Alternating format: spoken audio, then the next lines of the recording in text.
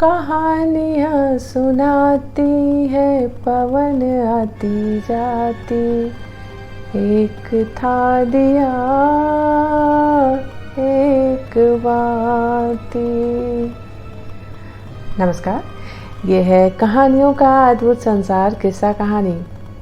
किस्सा कहानी में मैं भारती कुमारी आप सबका स्वागत करती हूँ।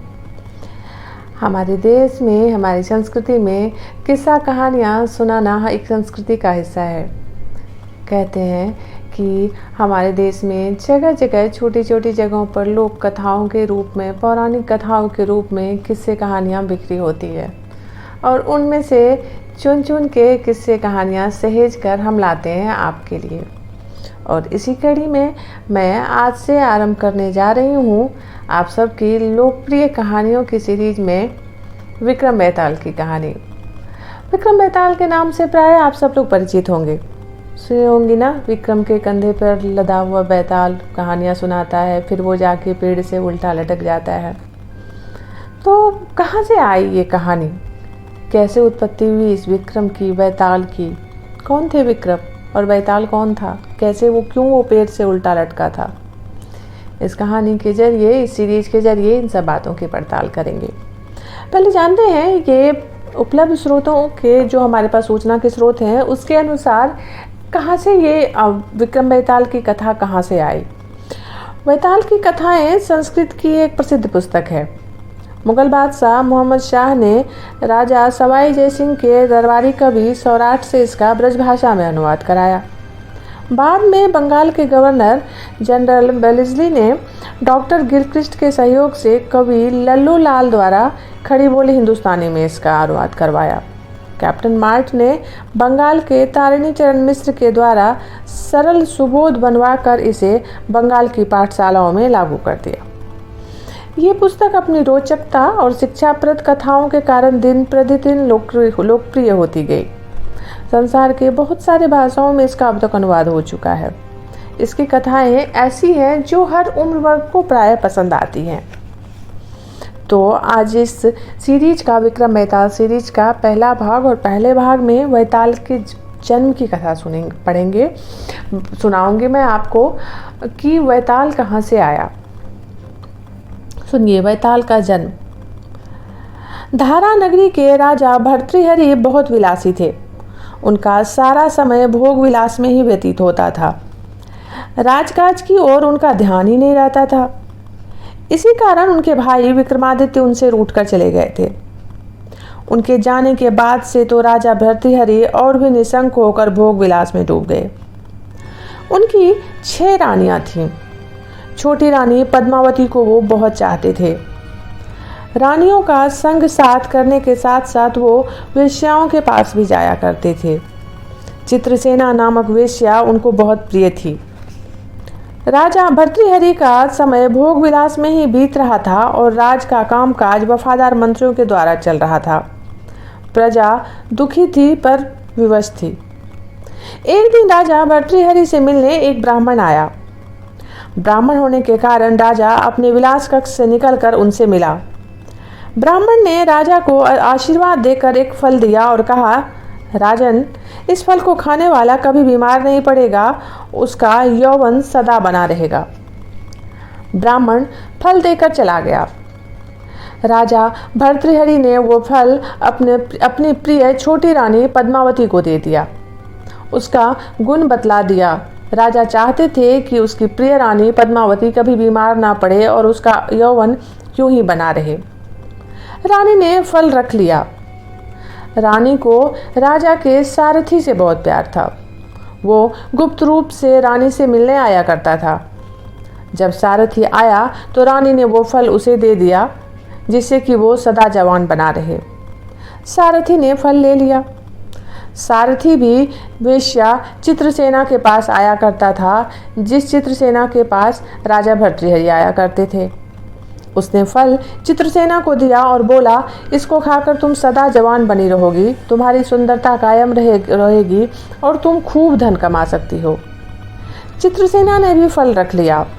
उसने खाया नहीं। वेश्या होने के कारण उसका मन ही मन अपने जीवन से वो घृणा करती थी। इस कारण फल खाना उसने ठीक नहीं समझा। यकायक उसे राजा भर्तृहरि का ध्यान आया।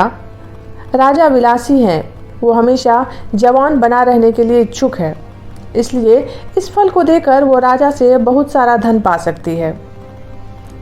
राजा भर्तृहरि जब चित्रसेना के पास आए तो चित्रसेना ने उसे वो फल दिया। उस फल को देखते ही राजा चौंक गए और उसने क्रोध से भरकर पूछा कि ये फल उसे किसने दिया। चित्रसेना डर गई। उसने भय के कारण सारथी का नाम बतला दिया। राजा भर्तृहरि सीधे पद्मावती के पास आया, पूछा, मैंने जो फल दिया था वो क्या हो गया? रानी ने कहा, वो तो मैंने खा लिया। झूठ, वो फल मेरे पास है। राजा ने क्रोधित होकर पद्मावती को वो फल दिखाया। पद्मावती घबरा गईं। राजा भर्तृहरि ने पद्मावती और चित्रसेना के यहाँ आने वाले सारथी को हाथी से कुचलवाकर मरवा डाला। इस घटना से राजा को बड़ा धक्का लगा। उसका मन भोग विलास से उचाट हो गया। वो सन्यासी हो गया और राजपाट छोड़कर चला गया। धारा नगरी राजविहीन हो गई। ये खबर विक्रमादित्य को भी लगी। राजा के मंत्रियों ने भी विक्रमादित्य को राजकाज संभालने के लिए बुलाया। प्रजा भी विक्रमादित्य को बहुत चाहती थी। खबर पाकर विक्रमादित्य आ गए और उन्होंने राजकाज संभाल लिया। अभी राजकाज संभाले उनको 1 माह ही हुआ था कि अचानक एक रात एक विशालकाय देव उनके शयन कक्ष में प्रकट हो गए। वो उनको ललकारने लगे। राजा विक्रमादित्य महाप्रतापी राजा थे, वो भी उससे मल्लयुद्ध करने लगे। मल्लयुद्ध में राजा विक्रमादित्य ने उसे परास्त कर दिया। हार जाने पर देव बोला, जा राजा, तुझे प्राण दान दिया, छोड़ दिया। विक्रमादित्य को बड़ा आश्चर्य हुआ। फिर गुस्से से बोले, तू क्या प्राण दान देगा, मैंने तो तुझे हरा दिया है। देव बोला, देख राजा, मैं तुझे काल से बचाने आया हूँ। वो तो तेरे से लड़ाई कर मैंने तेरी शक्ति परीक्षा ली है। तू आनंद से राज कर, लेकिन एक पते की बात बतलाने आया हूँ। राजा विक्रमादित्य उनका मुंह ताकने लगे। देव बोला, सुन राजा, तेरे इसी राज्य में चंद्रभान नामक एक राजा था।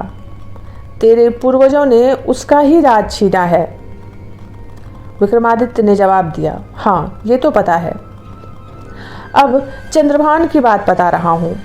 राजा चंद्रभान एक दिन शिकार खेलने गया। उसने जंगल में जाकर देखा कि एक तपस्वी पेड़ से उल्टा लटका है, धुआं पीकर रहता है, कुछ खाता पीता नहीं।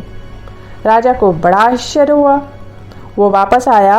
अपने दरबार में उसने इस बात की चर्चा की और उस तपस्वी की बड़ी प्रशंसा की।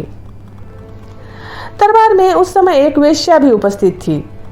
वो राजा चंद्रभान की बात पर हंसने लगी। राजा ने पूछा, तू क्यों हंस रही है? तब वेश्या ने कहा, महाराज, संसार में ऐसा कौन व्यक्ति है जो माया मोह से बचा हुआ है? राजा ने जवाब दिया, नहीं, वो पूरा तपस्वी है। वेश्या बोली, महाराज की आज्ञा हो तो करिश्मा दिखलाऊं? अच्छा, अगर तू उस तपस्वी को डिगा देगी तो लाख मुहर दूंगा, राजा ने कहा। वेश्या मान गई। वो श्रृंगार कर तपस्वी के पास गई। वेश्या रूपवती तो थी ही। उसने देखा तपस्वी पेड़ से लटका है। सचमुच कुछ नहीं खाता पीता, केवल धुआं पीकर रहता है। उसने तपस्वी की सेवा करनी प्रारंभ कर दी। नाना प्रकार के व्यंजन बनाकर खिलाने लगी। एक दिन तपस्वी ने पूछा, तेरा घर कहाँ है? वेश्या ने जवाब दिया, यहीं पास में। वेश्या तपस्वी को जंगल में बनी अपनी झोपड़ी में ले गई। तपस्वी तब छोड़कर साथ रहने लगा। कुछ समय बाद दोनों में पति पत्नी का संबंध बन गया। वेश्या को एक बच्चा हुआ। जब बच्चा 4 माह का हो गया तो वो बोली, मुझे तीर्थ यात्रा पर ले चलिए, कुछ पुण्य कर लें। तपस्वी मान गया। वो वेश्या के साथ चल पड़ा। वेश्या उसको बहाना बनाकर राजा के पास ले आई। तपस्वी ने वेश्या से उत्पन्न पुत्र अपने कंधे पर बैठा रखा था। राजा वेश्या को देखकर चौंक गया। वेश्या मुस्कुरा उठी। तपस्वी को जब असलियत पता चला तो वो गुस्से से भर गया। उसने वेश्या के उस पुत्र को मार डाला और फिर वो वापस जाकर तंत्र साधना में लग गया। उसने अपनी साधना के द्वारा राजा चंद्रभान का राज्य हाथ से निकल जाने दिया।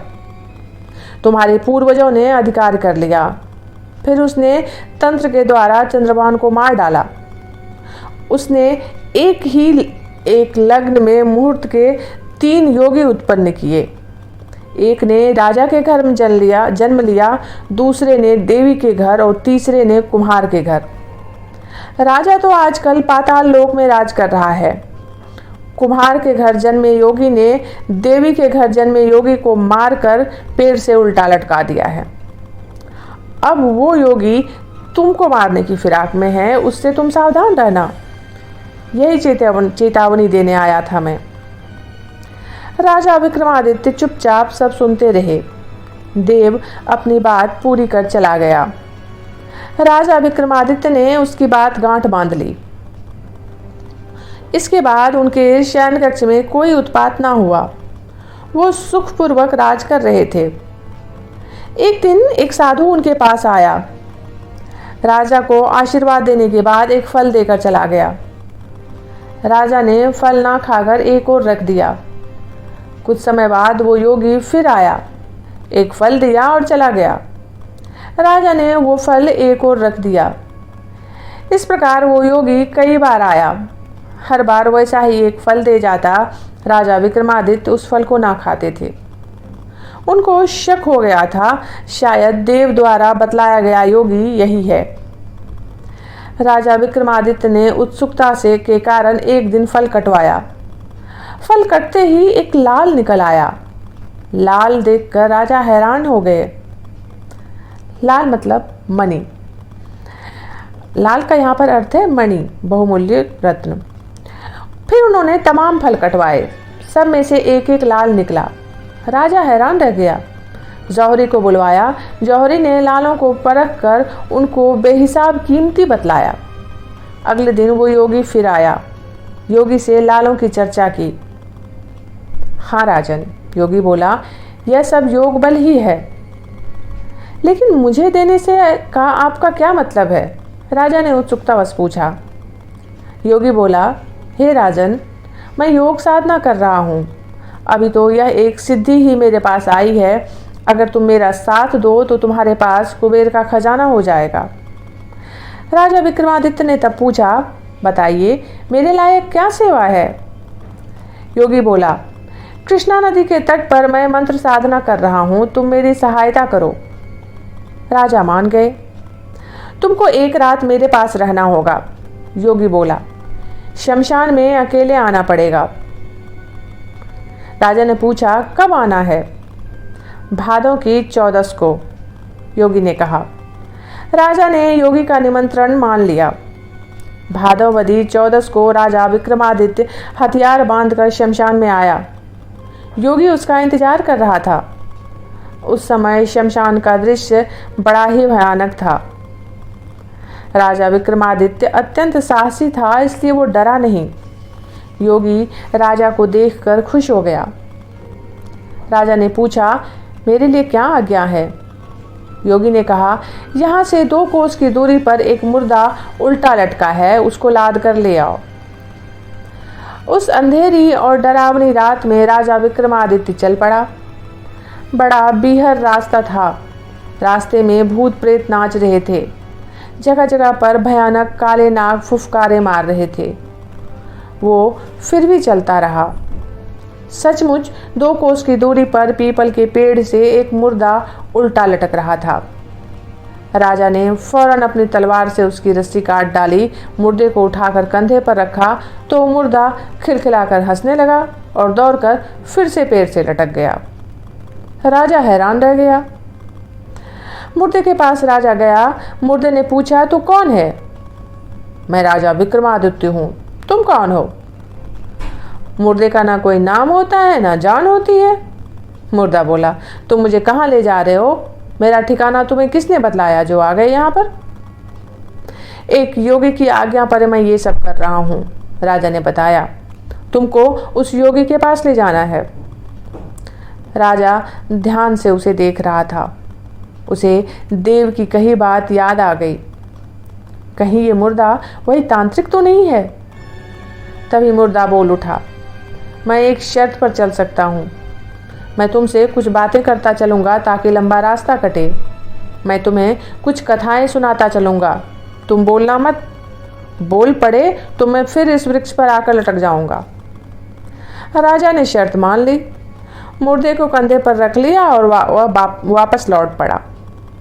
मुर्दा बातें करने लगा, राजा विक्रमादित्य, मेरा नाम बैताल है। मैं तुमको एक कहानी सुनाता हूँ, सुनते चलो जिससे रास्ता कटे। और बैताल कहने लगा, सुनो राजा विक्रमादित्य, मैं तुमको एक से एक कहानियां सुनाऊंगा। सुना है तुम बड़े न्याय करता हो। राजा चुप थे। मेरी कहानी सुनकर तुमको न्याय करना पड़ेगा। न्याय ना करने पर मैं मंत्र बल से तुम्हारा सिर धड़ से अलग कर दूंगा। राजा बोले, सुनो बैताल, न्याय करना मैं अपना धर्म मानता हूँ। अगर न्याय की बात करोगे तो मैं उसका जवाब जरूर दूंगा। ठीक है, अपना वचन याद रखना, बैताल ने कहा। हाँ बैताल, राजा ने फिर कहा, पर यह बताओ कि तुम्हारा नाम बैताल कैसे पड़ा। ये ना पूछो राजन, बैताल ने जवाब दिया। क्या तुम कोई तांत्रिक हो? राजा ने फिर से प्रश्न किया। मैं क्या हूं ये समय आने पर आप जान लेंगे, बैताल ने कहा। राजा विक्रमादित्य बैताल की मृत देह कंधे पर लाद कर चल पड़ा। रात का घोर अंधकार सब ओर बिखरा था। बड़ा डरावना वातावरण था। रह रहकर उल्लू बोल रहे थे, चमगादड़ें फड़फड़ा रही थी और सारा जंगल साए साए कर रहा था। बीच बीच में भयानक विषधर फुफकारे मार रहे थे। राजा इन सब से बचता हुआ सावधानी के साथ आगे बढ़ चला। अचानक राजा को ठोकर लगी, वो गिरते गिरते बचा। तभी बैताल अट्टहास कर उठा। संभल कर राजा, डर गए क्या? नहीं तो, राजा ने संभलते हुए कहा। अच्छा तो सुनो, मैं तुमको पहली कहानी सुनाता हूँ, ध्यानपूर्वक सुनना। रास्ता भी कट जाएगा, मैं भी परख लूंगा कि तुम कितने न्यायप्रिय हो। राजा ने कहा, बैताल तुम बोलते बहुत हो। बोलना तो मेरा धर्म है राजन। अच्छा अब कहानी सुनो। बैताल ने कहानी सुनानी शुरू की। अच्छा सुनाओ। बैताल कहानी सुनाने लगा। राजा विक्रमादित्य सुनने लगे। वो सावधानी पूर्वक रास्ता भी तय करते जा रहे थे। वो भयानक जंगल से गुजर रहे थे। बैताल कथा कहता जा रहा था। बैताल की गंभीर आवाज उस वातावरण में बड़ी भयानक लग रही थी। ये थी कथा बैताल की उत्पत्ति की। अब आगे के एपिसोड्स में हम सुनेंगे बैताल जो कहानियाँ सुनाएगा राजा विक्रमादित्य को। जल्दी ही मिलते हैं विक्रम बैताल सीरीज की पहली कहानी के साथ। अभी आप भारती कुमारी की आवाज़ में सुन रहे थे विक्रम और बैताल सीरीज की पहली कहानी, और पहली कहानी बैताल की उत्पत्ति के बारे में थी। जल्दी ही मिलती हूँ एक नई कहानी के साथ। तब तक आप सब जुड़े रहिए। नमस्कार।